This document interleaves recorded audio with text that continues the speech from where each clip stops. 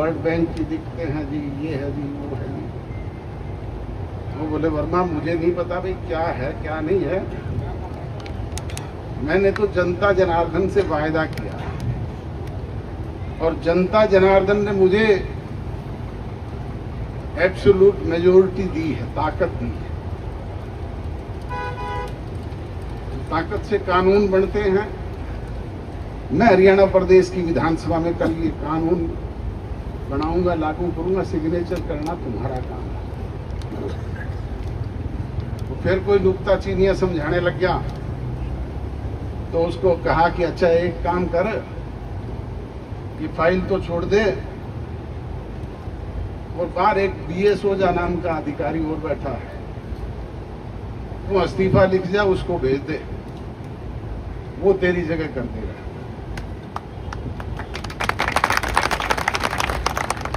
तुरंत RS वर्मा हाथ जोड़ के खड़ा हो गया, बोले नहीं साहब कहीं कल करके जाऊंगा। तो बोले भले आदमी, तूने तो साइन ही करने हैं, कागज कानून तो हमने बनाना है विधानसभा में। अब ये सरकार के लोग कहते हैं कि टी लगाने का कानून नहीं है, ये तो पाइपलाइन में टी लगाने का कानून बताते हैं।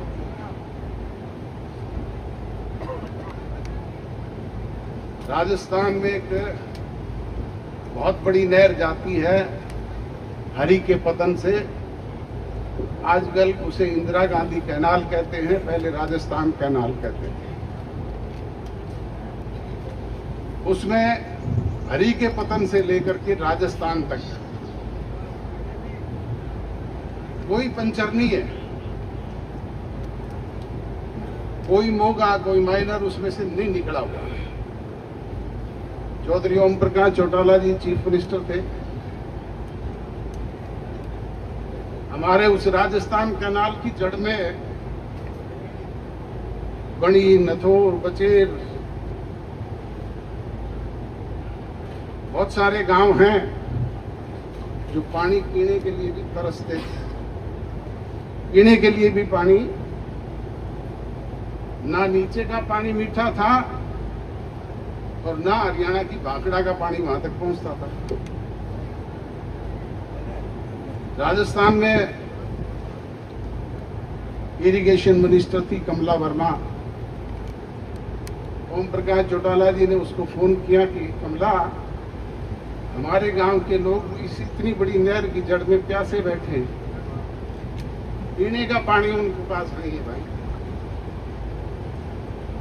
वो बोली जी ऐसा तो कोई प्रावधान ही नहीं है। प्रावधान कौन बनाएगा भाई? राजस्थान की विधानसभा में तू बना दे, हरियाणा की विधानसभा में मैं बना दूंगा।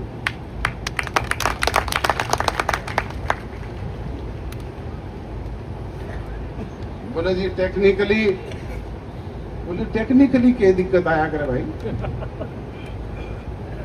टेक्निकल तो इंजीनियर करेंगे, उसमें पंचर करना है करके हमने मौका दे दे, हमारे गांव में पीने का पानी आ जाएगा और जितना पानी हम यहाँ लेवा उतना तुमने भाखड़ा के जरिए दूसरी जगह दे देंगे, प्रॉब्लम खत्म। वहां बोले जी बात तो ठीक है। हमने उनको नोर फीडर के जरिए पानी दे दिया और वहां पंचर करके पानी ले लिया, उन गांवों की प्यास बुझ गई, कानून बन गया, लागू हो गया। तो भाई कानून किसके लिए बनाए जाते हैं? जनता के लिए, जनता के हित के लिए। अब ये क्या कानून को नहीं, ये आपके पड़ोस में गांव है हरीता, इसके पास भी एक बड़ी नहर जाती थी।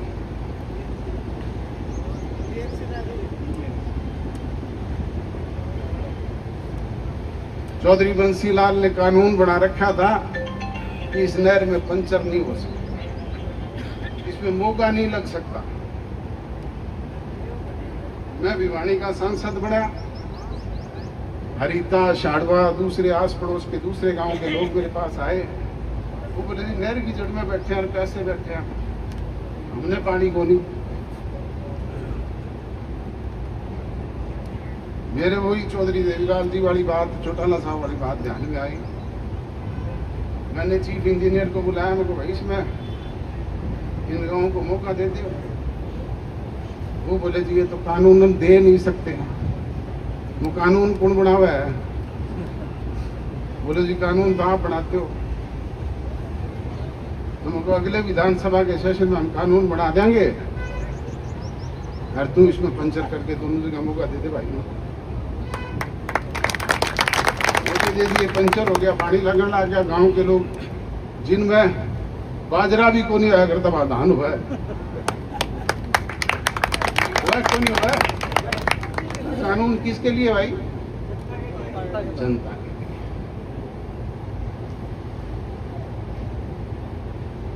अरे थारे बस की नहीं है तो छोटो कुर्सी हमने दो।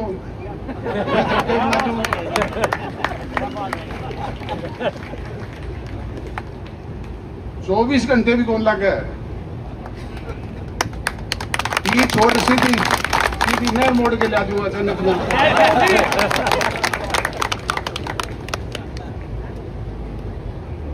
कानून तो भाई सरकार लोगों के लिए बनाती है, जनहित में बनाती है। ये तो बिना मतलब की एक जिद लगाए हुए बैठे हुए हैं। और ये मुख्यमंत्री तो डम्मी है, इसने तो थारे कहने पे या टीका लगवाई भी थी एक बार मेरे ख्याल, पर वो मुख्यमंत्री असली तो दिल्ली में बैठे हैं खट्टर, और उसका सरकार चलावे कोई खुल्लर। खट्टर खुल्लर की सरकार है, इसकी सरकार को नहीं हो तो ये तो स्टैंप है।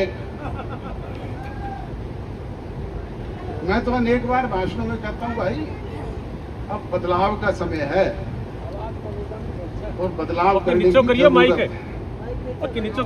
बदलाव कौन करता है? बदलाव जनता जनार्दन करती है, आप लोग करते हैं। ऐसे डम्मी लोगों को बदलो। हमारे पड़ोसी मुल्कों में आप लोगों ने देखा है, श्रीलंका में इसी तरह की सरकार चल रही थी। वहां के लोग संगठित हुए, नौजवानों ने अंगड़ाई ली, रातों रात सरकार के लोगों को ना केवल खदेड़ने का काम किया बल्कि अपनी मनचाही सरकार बनाई। आपका पड़ोसी देश बांग्लादेश है, वहां पे इसी तरह की सरकार चल रही थी, लूट खसूट के।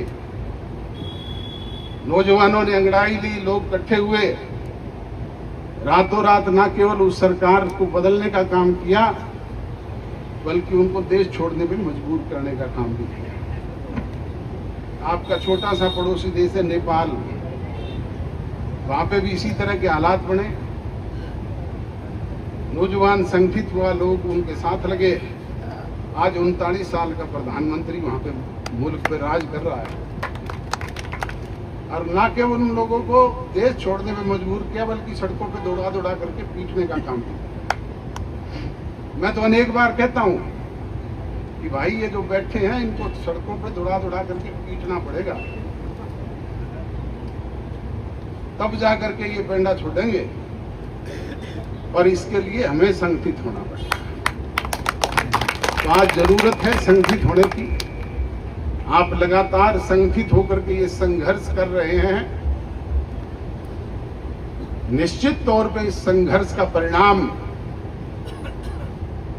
आपके हक में आएगा। कोई भी ताकत इसे रोक नहीं सकती।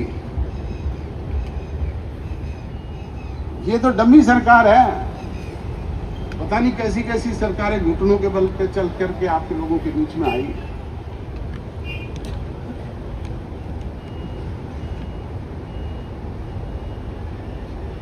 तो बुजुर्गों और नौजवान दोस्तों, ज्यादा कुछ ना कहते हुए मैं तो आपसे यही गुजारिश और विनती करूंगा कि जिस तरीके से लगातार संगठित होकर के आप संघर्ष कर रहे हैं,